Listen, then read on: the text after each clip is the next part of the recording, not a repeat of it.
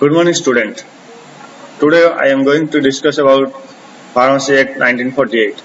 In this content are Joint Pharmacy Council, election and term of office, inspection, registration of pharmacists, qualification for entry on first register, printing of register, renewal fees, and last one is offences and penalties. So first of all, we'll discuss about Joint State Pharmacy Council. In Joint State Pharmacy Council, two or more states pharmacy council are going to do agreement and form joint state pharmacy council. In this, different types of members are there. First is elected member, second is nominated member, and third is ex officio member. In elected member, registered pharmacist is there, 3 to 5 from each state. Second, in this, one medical council is there from each state. And third is nominated member. In this, 2 to 4 members nominated by each state government from the person who hold degree or diploma in pharmacy. Next is your ex officio members, that is chief administrative medical officer of each participating state, officer in charge of drug controller organization of each participating state, and third one is your government analyst of each participating state. Next we go to the election and term of office. That is, in this case, president and vice president are elected, and they are elected for a period of 5 years. And if there is any vacancy occur, then nomination or election will be done.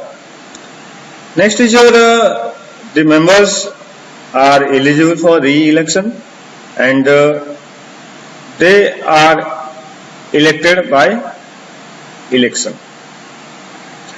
Similar to Central Council, we have studied, that is executive committee is there. Similarly, here also in Joint State Pharmacy Council, one executive committee is there. Next we go to inspection. That is, inspection is done by inspector, and they have different type of powers.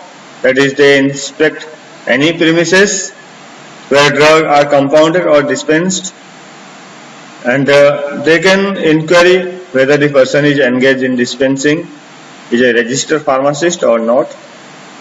Third is your they do the inspection of institute prosecution under the order of the executive committee of the state council, and other essential powers they have. Next we will study about the registration of pharmacist. So in registration of pharmacist, first is the preparation and maintenance of register. So in that register, the particulars to be filled up, that is full name and residential address of the registered person. Second is your date of his first admission to the register. Third is his qualification for registration. And fourth is his professional address. And if he employed by any person, the name of such person. And last one is your such further particulars as may be prescribed.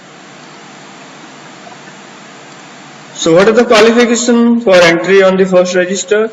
That is, the person should be of 18 year age, and he or she have to give payment of the prescribed fee to have his name enter in the first register, if he resides or carries on the business or profession of pharmacy in the state.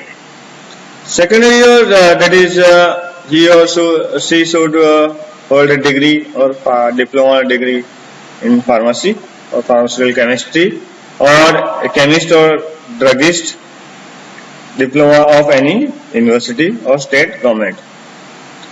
Next is your holds a degree of Indian university or other than a degree in pharmacy or pharmaceutical chemistry, or engage in compounding of drug in hospital or dispensary or other place in which drug are regularly dispensed on prescription of medical practitioner for a total period of not less than 3 years.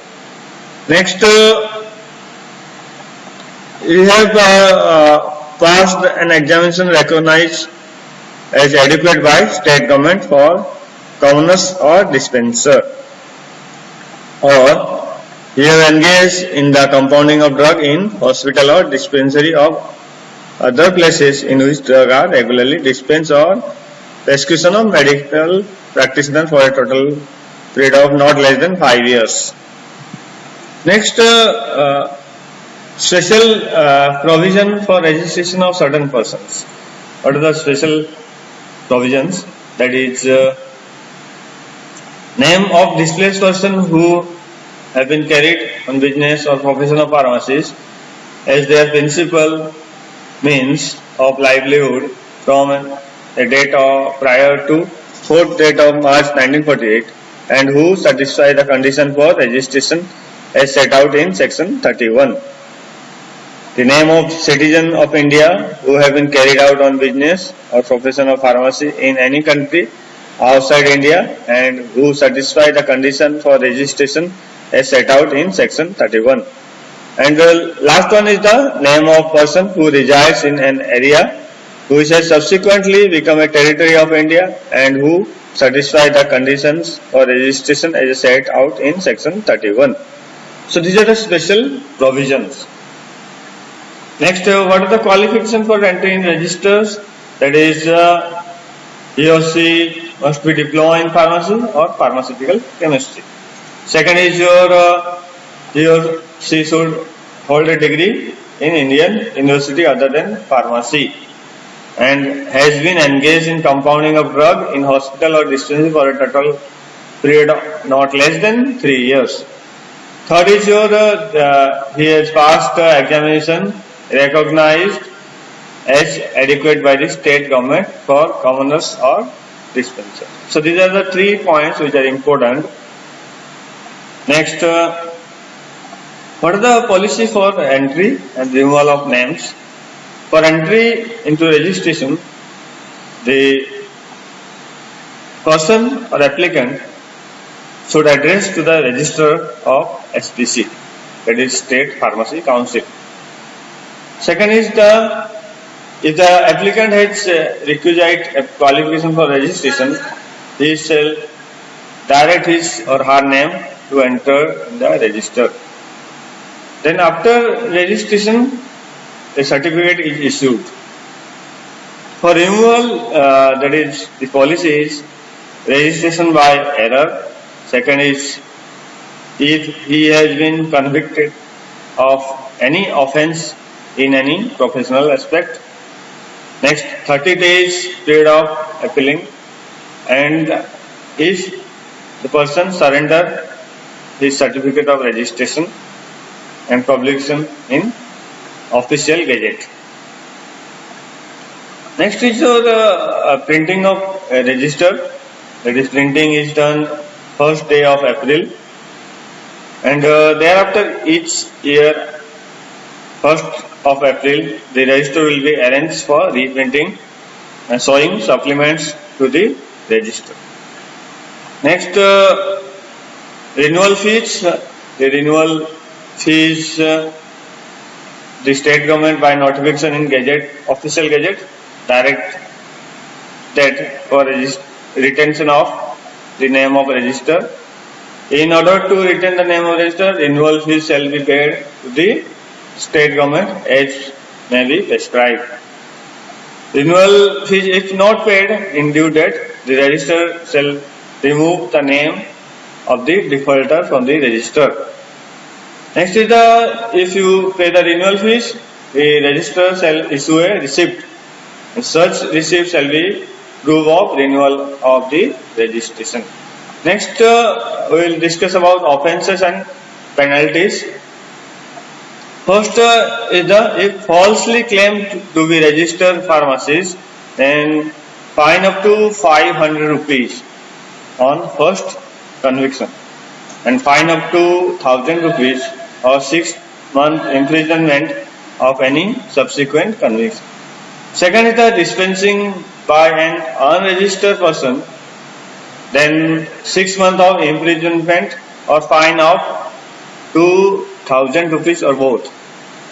Third is the failure to surrender the certificate of registration, fine of rupees 50. Fourth one is your obstruction of state pharmacy council inspectors, then imprisonment of 6 months or a fine of 2,000 or both. Thank you.